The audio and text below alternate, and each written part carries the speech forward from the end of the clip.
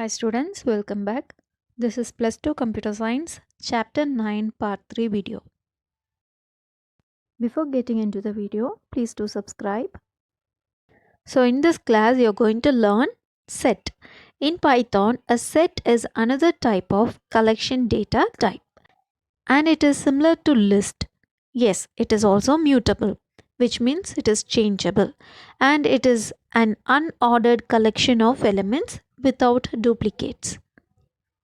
And here we do have set operations.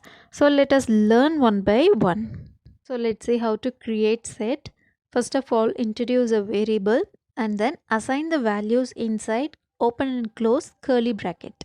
So here numbers are given, that is elements are given, and it is separated by comma. So using comma you can separate the elements, and this is the statement just to print the set.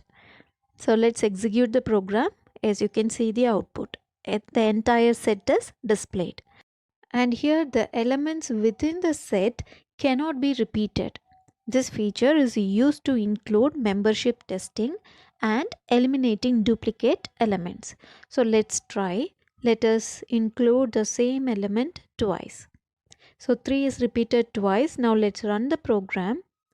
Look at the output. 3 is displayed only one time, which means it eliminates the duplicate element. So let us create set using list or tuple.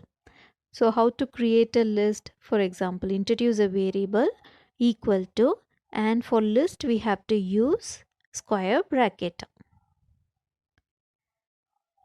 Just enter the numbers separated by comma. It is not only numbers, you can use alphabets. All these are called the elements. You have to use comma to separate element. Now let's introduce set function. So using list you can create a set. The only thing we need is set function.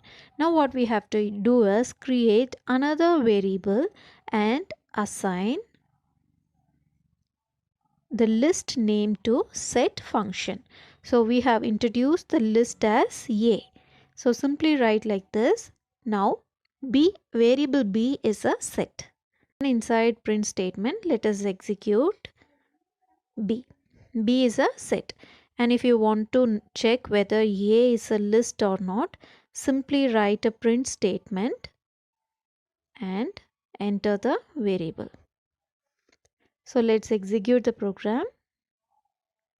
Look at this. First is a set, then comes list, and the third one is converted to set. So A comes under list and B we have created a set using set function. So now let's start with set operations. You have learned in mathematics, and Python also supports set operations such as union, intersection, difference and symmetric difference. So first let us start union. It includes all elements from two or more set. Now look at the program. Here in the first line we have a set A, and second line we have another set named B. So look at the operator. We have used this operator to join two or more set. That is the parallel line. Now here the resultant set is C. Let's execute the program.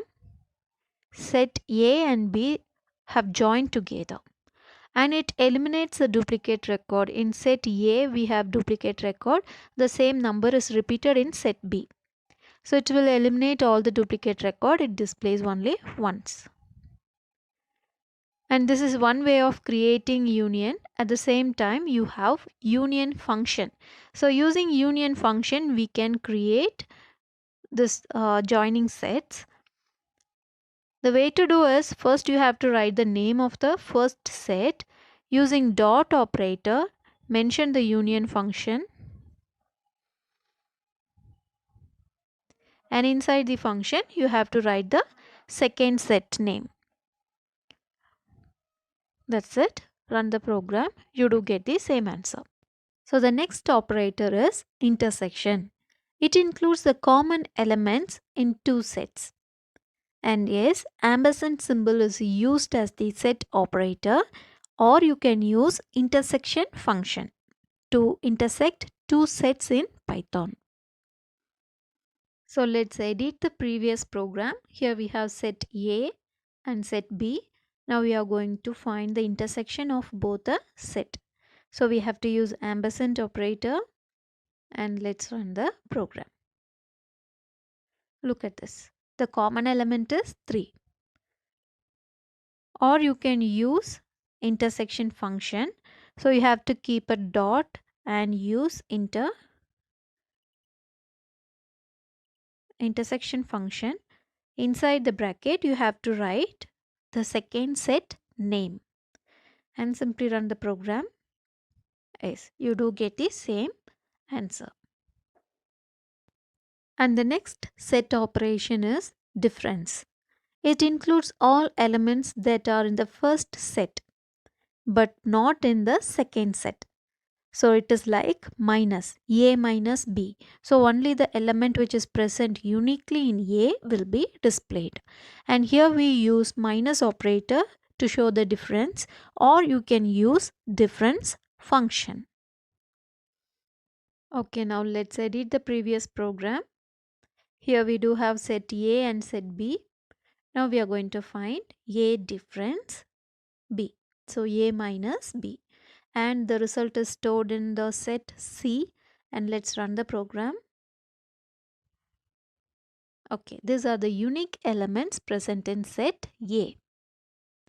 Or else you can use function difference. As I said, whenever you're using function, keep dot operator and write the function name.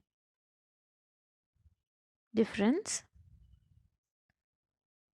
And inside the bracket you have to mention second set name, that is B. And let's run the program. You will get the result of A difference B. It is your choice. You can use the operator or you can use the function. Remember the names of the operator. And the next set operator is symmetric difference. It includes all the elements that are there in two sets, but not the one that are common to both the sets. And here we use caret operator, or else you can use symmetric underscore difference function. So let's try using Python program. So look at the program. We do have set A and set B. The third line is the executable line C equal to A caret B, which means we are going to identify the symmetric difference. And the result will be stored in set C. Let's run the program. So these are the elements uniquely present in set A and set B. Excluding the common elements, we do get the result. That is what? Symmetric difference. And using the function, we can perform the same task. Instead of caret operator, you can use the symmetric difference function. So simply keep a dot and then type the function name, symmetric underscore difference. And inside the bracket, you have to specify the second set name. So that's it. Let's run the program. Yes, we do get the same result. These are the unique elements present in set A and set B. So that's all for today. In this class, you have learned creating set and set operations. So this set operation is an important 5 mark. You have to learn including this diagram. And try to write a program for each operation. Thank you.